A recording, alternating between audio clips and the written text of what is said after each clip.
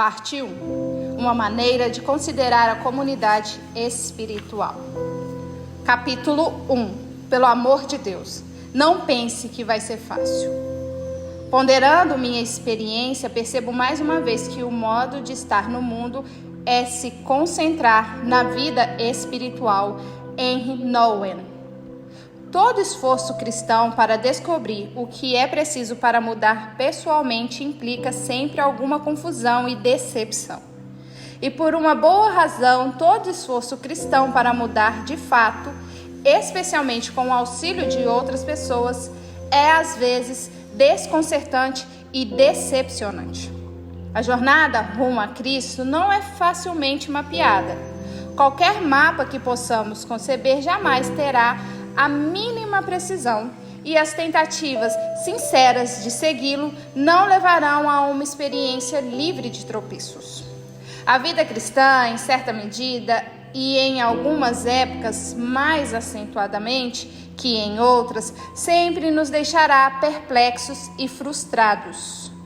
Ao analisar nossas ideias sobre aconselhamento cristão e igreja, ao debater as diferenças entre terapia, orientação espiritual, aconselhamento leigo e discipulado, devemos de fato admitir que não sabemos bem ao certo do que estamos falando.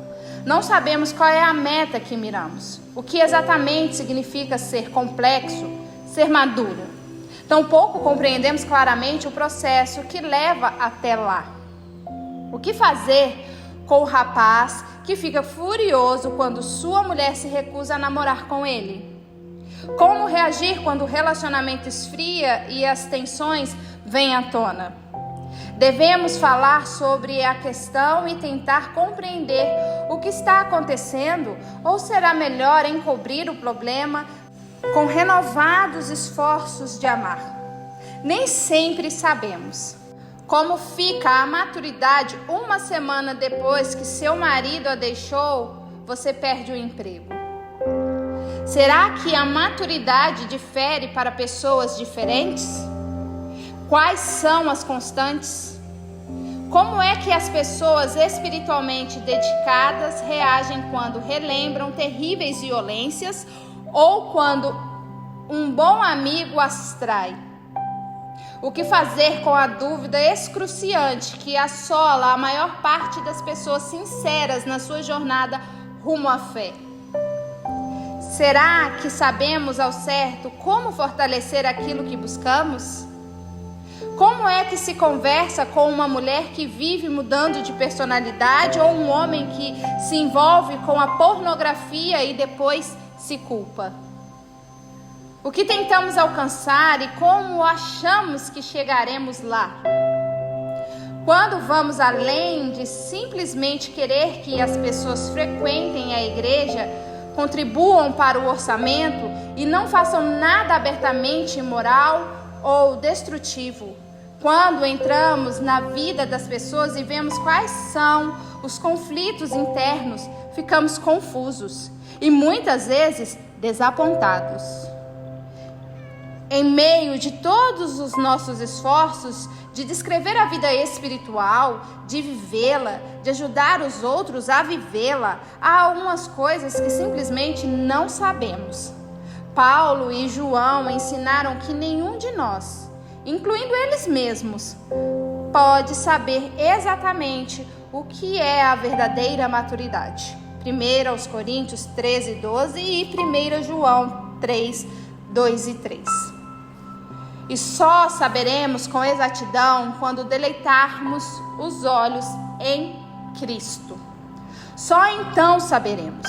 Só então, depois de fitá-lo por 1000 anos, será como um dia apenas. Olharemos no espelho e com perplexidade e estranha identificação diremos: então é isso a maturidade cristã? É lógico. Até lá, é de esperar que andemos às cegas, que saibamos que estamos sempre errados sobre alguma coisa e que mudemos de ideia mais de uma vez. Devemos manter muitas convicções, algumas firmemente e poucas dogmaticamente. Confuso não é sempre algo ruim. Se nada nos confunde, provavelmente estamos aferrados a uma verdade insignificante. Cultivar convicções sobre questões vitais nunca é fácil e até o céu é um processo contínuo sem fim.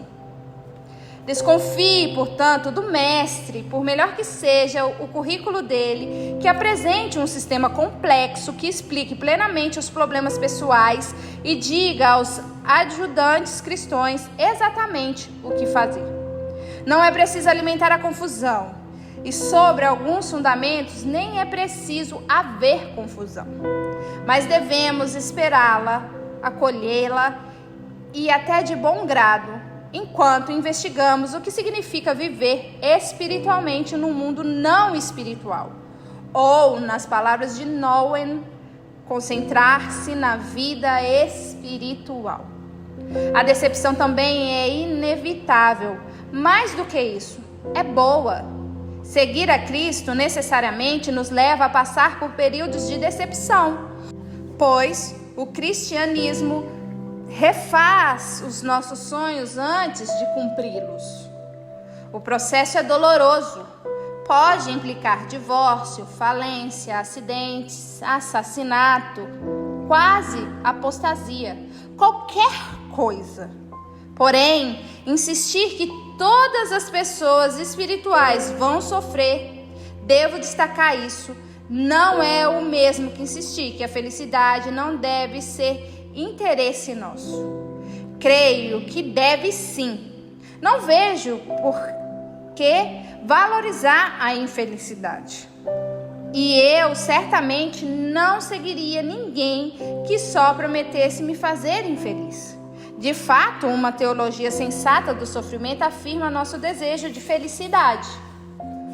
O que estou dizendo é que nossas ideias sobre felicidade precisam de uma ampla revisão e que só o sofrimento causado pela fragmentação dos sonhos pode fazer isso.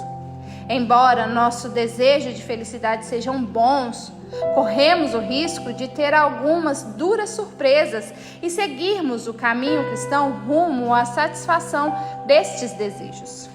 O cristianismo promete felicidade. Isso faz parte do seu apelo, mas nós não a encontraremos na rota que já traçamos.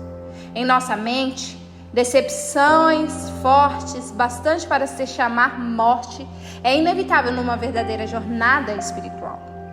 Como Dennis, o Pimentinha, disse certa vez ao seu colega Joel, o seu Wilson disse que se você quer fazer Deus gargalhar, então é só lhe contar os seus planos para o futuro. O lado bom da confusão é a compreensão. Pessoas confusas ouvem mais atentamente. Nem sempre, porém, com mais frequência do que as pessoas cuja cabeça já está feita. Essas só ouvem para criticar, para ver se a outra está no caminho certo. Ou seja, o delas. As pessoas confusas têm maior probabilidade de combinar bondade com quaisquer convicções provenientes da sua confusão. E por causa da ansiedade por um diálogo produtivo com pessoas sinceras, a convicção que elas desenvolvem tendem a tratar da realidade da vida como ela é realmente vivida. A decepção também tem um lado bom. Inspira a esperança, tornando necessária a esperança. E a esperança que ela inspira não precisa ser o ópio entorpecente que denuncia os marxistas, nem corresponde à ideia freudiana de fantasia que realizam desejos. Quando você aceita o fato que dissipa toda a confusão e que não traz absolutamente nenhum desejo de que a experiência de Cristo garanta a incessante obra do Espírito Santo na nossa vida, da concepção à morte e daí à eternidade, então a decepção gera sonhos melhores, o desejo de uma esperança maior, sem a qual somos intoleravelmente infelizes. Uma luta que nos oprime a alma fornece a energia que nos impele a ir adiante no processo de substituição de uma esperança nominal, do tipo que produz sensações agradáveis, pela verdadeira esperança que nos serve de âncora nas tempestades da vida. Ao começar um novo livro que apresenta minhas visões incipientes sobre o poder completamente inexplorado que a comunidade espiritual tem de mudar vidas, tenho consciência tanto da confusão como da decepção. Estou confuso sobre o tipo exato de relacionamento que cura a alma de uma pessoa e sobre como tal relacionamento desenvolve este trabalho. Tenho muitas ideias e várias convicções, mas sinto que apenas uma pequena parte do panorama geral já está formado na minha cabeça. E me decepciono terrivelmente quando me conscientizo do atual estado da comunidade cristã. Na minha própria vida, noto vários pontos luminosos de alegria relacionais, pelo qual sou extremamente grato. Mas sei que nenhum deles sequer chega perto dos parâmetros trinitários. Tanto a confusão quanto a decepção, eu acho, fazem seu trabalho. Sinto-me mais disponível do que nunca para seguir aonde quer que o Espírito me direcione e tenho forte esperança de que Ele conduzirá o povo de Deus, eu inclusive, a uma experiência mais profunda de comunidade espiritual. A respeito de outras coisas, não estou confuso. Dos fundamentos da fé cristã, aquilo que Lewis denominou cristianismo puro e simples, eu tranquilamente afirmo a veracidade. A respeito de algumas outras coisas, como o valor da psicologia, se o aconselhamento é válido e se a Bíblia nos instrui sobre como aconselhar, há muitas opiniões. Quem sabe, algumas breves afirmações que expliquem minha opinião sobre esses assuntos polêmicos forneçam uma estrutura para que eu possa apresentar minhas ideias sobre o poder da cura da comunidade digna de confiança. A psicologia é boa ou ruim? Não creio que a psicologia tenha um papel de autoridade ou de disciplina complementar quando a questão é orientar a igreja sobre como cuidar da alma dos fiéis. Penso que a ciência empírica e a especulação teórica devem dar lugar à revelação especial e ao pensamento bíblico na construção de um fundamento e na concepção de uma estratégia para essa obra importantíssima. Reconheço, entretanto, que a observação e a inferência sobre o comportamento humano podem estimular nossos pensamentos quando o trabalho for realizado por psicólogos não cristãos.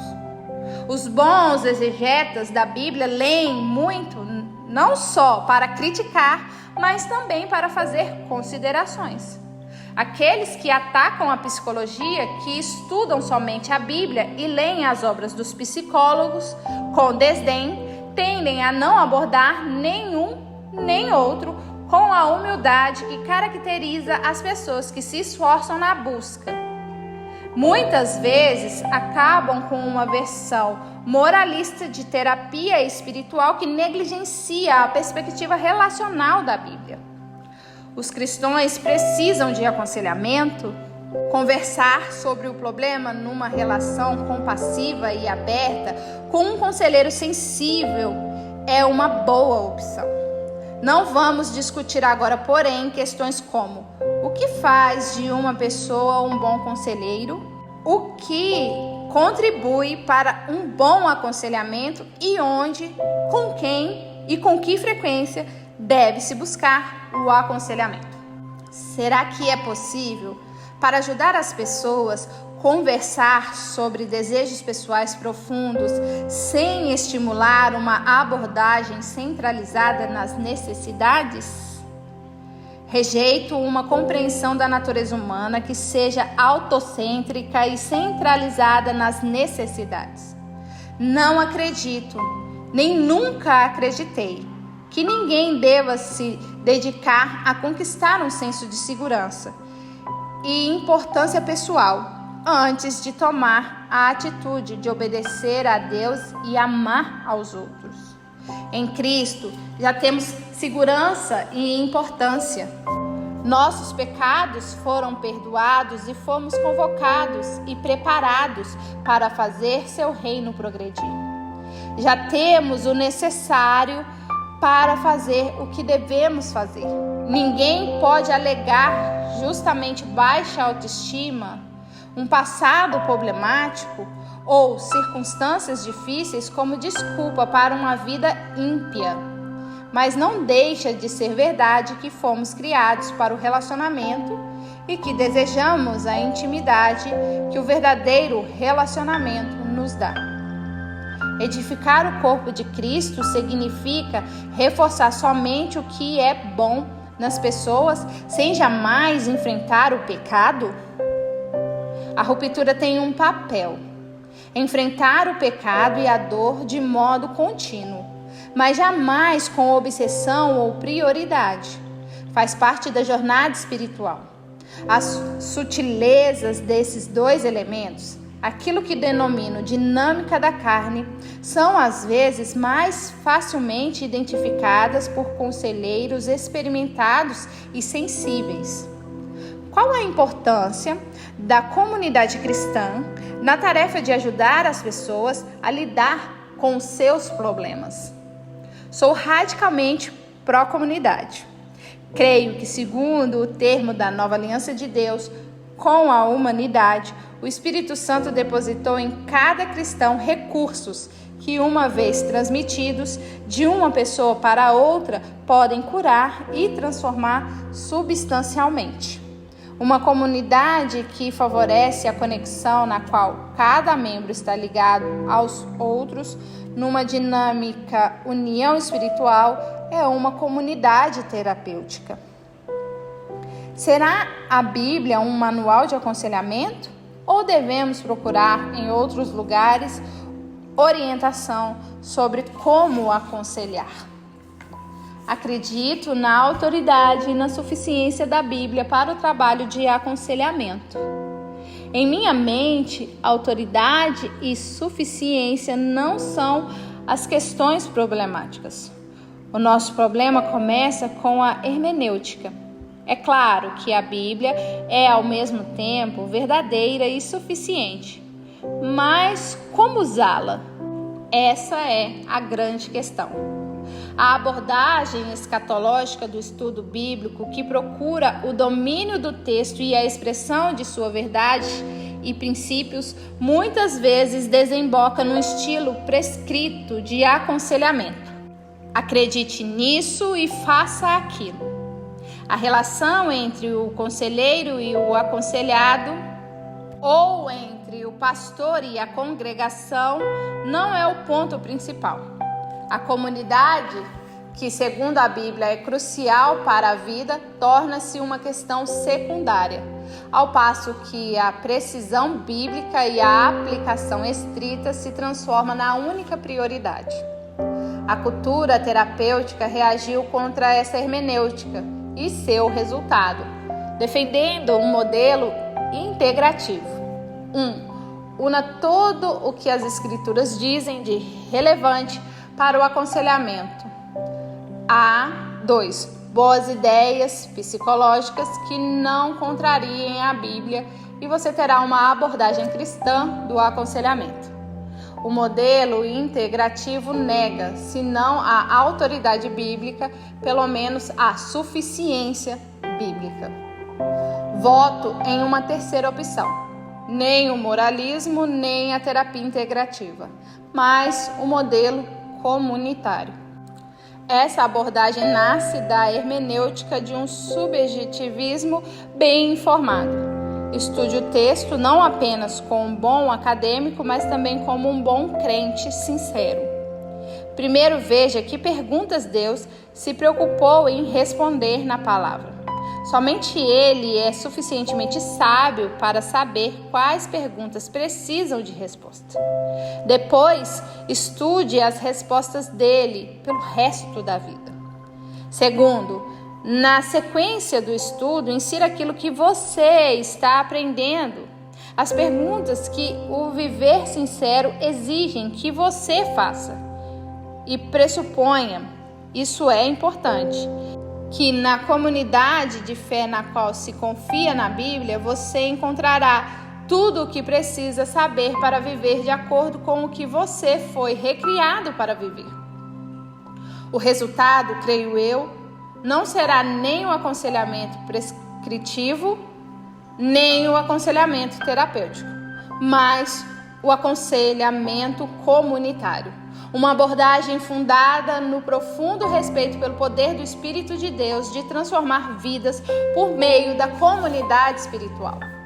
A Bíblia e a Igreja têm um óbvio papel a desempenhar na solução de problemas espirituais.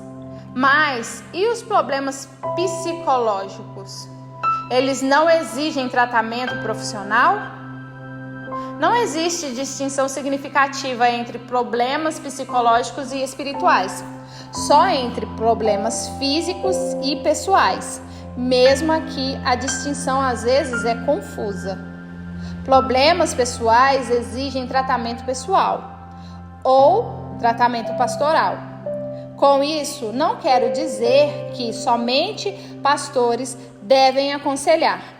Quero dizer sim que a comunidade espiritual otimiza o tratamento dos problemas da alma. A psicoterapia, quando vista como algo diferente do tratamento da alma, é ilegítima. Os problemas pessoais demandam somente tratamento da alma, definido aquilo de modo mais amplo. Quer denominemos esses problemas psicológicos, quer denominemos os espirituais. Será que pode haver tratamento da alma no nível mais profundo dentro de uma igreja? O tratamento da alma exige 2 tipos de relacionamentos: amizade espiritual e orientação espiritual. Ambos só existem como parte da comunidade espiritual. Nenhum deles é comum na igreja ocidental. Em vez de pensar em terapeutas, conselheiros pastorais e conselheiros leigos, proponho conceber uma comunidade terapêutica que ofereça 2 tipos de relacionamentos: amizade espiritual, que existe entre amigos espiritualmente unidos que compartilham a vida, e orientação espiritual, que ocorre quando alguém decide dedicar algum tempo para falar da própria vida a uma pessoa respeitada e nem sempre íntima, que concorde em ouvir, orar, meditar e falar previamente sem receber nada por isso. Este livro é, na verdade, uma discussão de ideias de que a comunidade espiritual é bem mais poderosa do que suponhamos.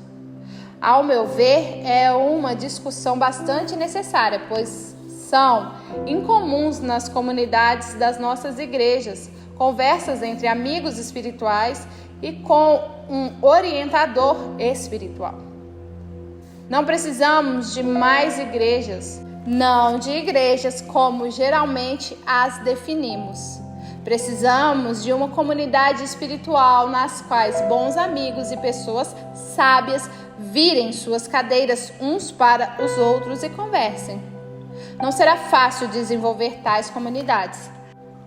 Ao ler minhas ideias, mesmo que você concorde com tudo o que eu diga, alguma confusão restará. É assim que precisa ser. É assim que deve ser. E se um grupo de cristãos usaste esse livro como orientação para efetivamente edificar uma comunidade, eles teriam uma grande decepção.